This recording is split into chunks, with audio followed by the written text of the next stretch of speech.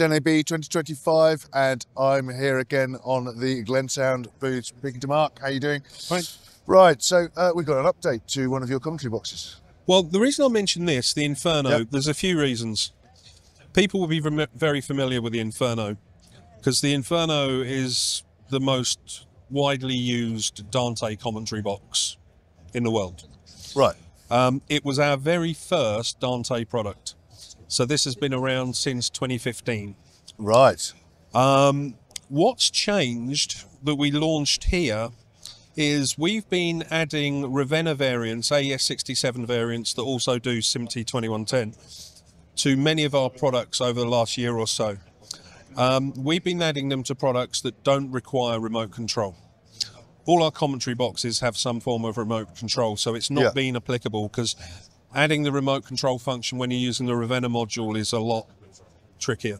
Right. But we have done it first on the Inferno, because it's the most popular box. So the Inferno is now available with a full Ravenna card, which gives you full AES67, SMPTE ST2110-30 and NMOS.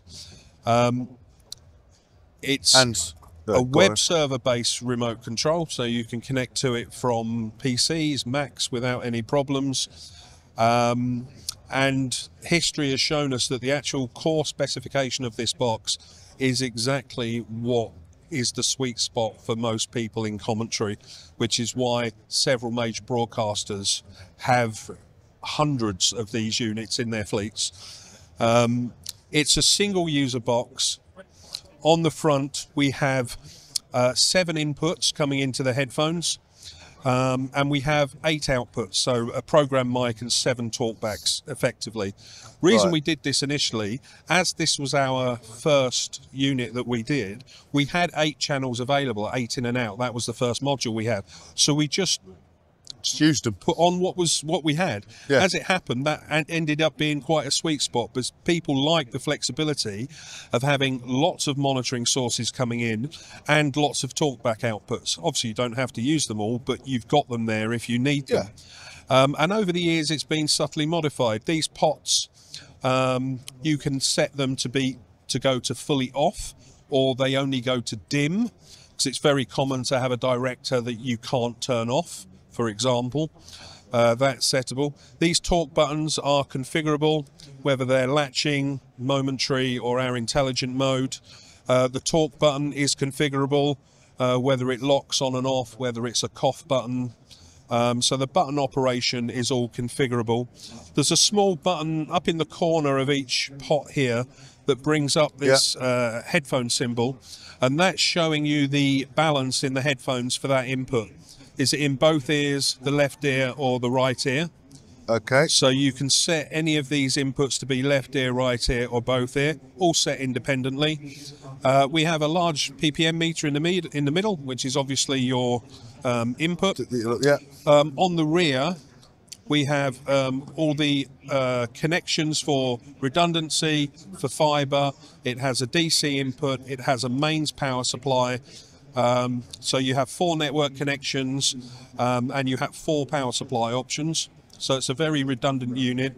You can adjust the gain and the input type from the rear.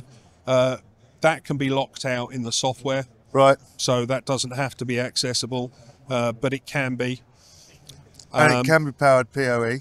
Yeah, absolutely. PoE off both ports, mains and DC. And the switching between the power sources is all managed, so it's auto switching. You won't lose power on the box if the unit is moving. We've got a variation of this box as well, the Plus version, which is slightly wider because it's quite fashionable now to have analog outputs. So if you want a version of this box with an analog output for backup if the network fails, we can do that as well. And there is a full software suite for this, for controlling the interaction of the buttons, the configuration of the unit, and very simple, the main things of the gain up and down and mic on and off in the software. And we've done many modifications to it over the years. We have one customer that that didn't want to use all the pots, so we can make the other pots stereo, for example. So we have 8 channels, so we can make some of them stereo if that's required. We have a functionality where we can turn all the lights out if they don't want lights, if it's in a vision location. You know, we're very flexible with how these works, how they work. They want enough units. And it is the workhorse sort of standard single user commentary box that you will see in many, many locations around the world. Absolutely, but now with Ravenna, with Ravenna AES67. Yep, and the important SMPTE 2110. 2110-30. Brilliant. Great update. Thank you very much, Mark. Have a look at the other videos that we've been doing here on the Glensound stand of everything else that we're doing at NAB 2025. It's kitplus.com.